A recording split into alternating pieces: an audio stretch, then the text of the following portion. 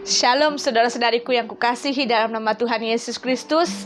Pada hari ini kita berjumpa kembali dalam video ini. Saya bersyukur dan bangga terhadap kasih Tuhan dalam kehidupan kita yang selalu menyertai dan menjaga kita. Saudara-saudariku, pada pagi hari ini saya mau bertanya kepada saudara, siapakah sebenarnya yang menjadi musuh saudara dan saya? Saudara-saudari, seringkali kita salah menganggap siapa yang sebenarnya menjadi musuh kita. Seringkali ketika seseorang berbuat jahat kepada kita, seringkali ketika seseorang melakukan yang tidak baik dalam hidup kita, seringkali ketika seseorang memfitnah kita, seringkali juga ketika seseorang mengatakan yang tidak benar terhadap kita. Dengan sangat pantas dan cepat kita akan menentukan bahwa orang itu ialah musuh kita. Bahkan tidak sedikit dari orang percaya yang tidak berbicara satu dengan yang lainnya hanya karena menyimpan dendam dan kebencian, dan hal itu disebabkan karena ia menganggap orang tersebut ialah musuhnya. Nah, saudara-saudariku, orang percaya, orang Kristen dibenarkan memiliki musuh. Firman pagi hari ini saya mau berkata, saudara dan saya diizinkan, dibenarkan untuk memiliki musuh. Namun siapakah musuh orang Kristen? Siapakah musuh anak-anak Tuhan? Saudara-saudariku, bukan orang-orang yang membencimu. Saudara-saudariku, bukan orang-orang yang menghinamu, merendahkanmu. Bukan orang-orang yang jahat dalam hidupmu menjadi musuhmu. Namun apa kata firman Tuhan? Mari kita baca di Efesus yang ke-6 ayatnya yang ke-12.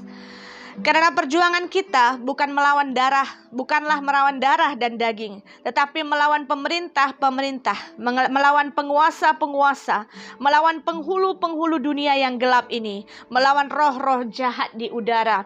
Saudara, kalau saudara baca dengan penuh firman ini di rumah, saudara akan mengerti bahwa sebenarnya peperangan kita, permusuhan kita selama kita hidup di dunia ini ialah bukan dengan orang-orang yang jahat dengan kita, bukan dengan orang-orang yang memfitnah kita. Namun musuh kita ialah iblis.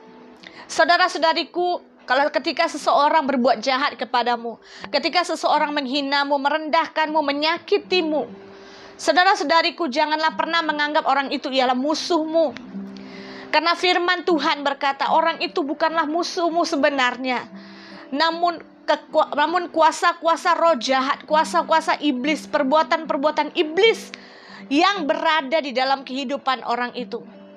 Namun apa yang kita harus lakukan ketika orang berbuat jahat kepada kita? Apa yang harus kita lakukan ketika orang membenci kita? Haruskah kita tetap baik kepada mereka?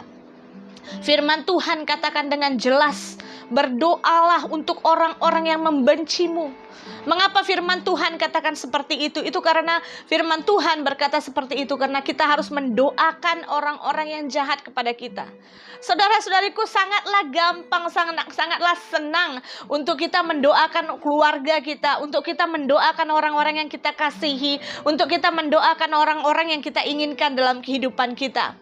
Namun itu mengambil satu ketaatan, satu ketulusan di dalam hati kita kepada Tuhan untuk mendoakan orang-orang yang memusuhi kita. Saudara-saudariku, jangan pernah ingat bahwa orang-orang yang menjahatimu itu ialah musuhmu. Doakan mereka. Kalau hari ini engkau menganggap Tuhan, apa yang terjadi dalam hidupku terlalu kejam, orang ini berbuat sewenang-wenang, orang ini berbuat yang tidak baik dalam hidupku, bawalah namanya di dalam doa. Bawalah namanya di dalam doa dan doakan mereka. Karena mereka sedang dilingkupi kuasa iblis, saudara-saudariku. Berdoa untuk mereka agar mereka lepas daripada kuasa iblis. Agar mereka lepas daripada sesuatu yang direncanakan oleh iblis dalam kehidupan mereka. Saudara-saudariku, kamu dan saya sebagai anak-anak Tuhan, kita dipanggil untuk berdoa untuk musuh-musuh kita. Bukan karena kita berpura-pura untuk mengasihi mereka, namun karena kita mengerti firman Tuhan yang berkata dengan jelas, musuh-musuhmu bukan melawan darah dan daging, namun melawan roh-roh jahat di udara, roh-roh yang mengganggu kehidupan orang tersebut. Saudara-saudariku, kalau pagi ini engkau disakiti, kalau pagi ini engkau merasa hidup ada seseorang yang melakukan sesuatu yang tidak baik atas hidupmu, ingatlah firman Tuhan dan kembali akan firman Tuhan. Doakan mereka, walaupun kau mendoakan mereka dengan air mata, karena hatimu yang sakit, karena engkau yang berada di pihak yang benar. Tapi ketika engkau taat akan firman Tuhan akan membebaskan engkau dari rasa bersalah. Saudara-saudariku, mari hidup damai dengan semua orang. Kita tidak mempunyai musuh, hanya satu musuh kita, ialah iblis. Musuh orang-orang percaya ialah iblis dan hanya iblis. Jadi saudara-saudariku, kalau hari ini engkau merasakan orang-orang mengatakan kau yang tidak-tidak, mungkin kau merasa sakit hati, siapapun orangnya itu, bawa mereka di dalam doa, karena mereka lagi terjerat kuasa iblis. Bawa mereka di dalam doa sehingga mereka terlepas, sehingga mereka juga merasakan bahwa, oh Tuhan, apa yang kulakukan ini salah. Bukan untuk membalas mereka kembali, karena kita tahu firman Tuhan katakan, musuh-musuh kita bukan mereka. Marilah lawan iblis. Ampuni orang-orang yang bersalah kepada saudara, bahkan doakan mereka. Jangan pernah memiliki musuh, karena musuh kita hanya satu, ialah iblis. Saudara-saudariku, ini tidaklah gampang, tidaklah senang untuk kita lakukan. Tapi ketika kita melakukannya, saudara dan saya akan melihat damai sejahtera yang luar biasa dalam kehidupan kita.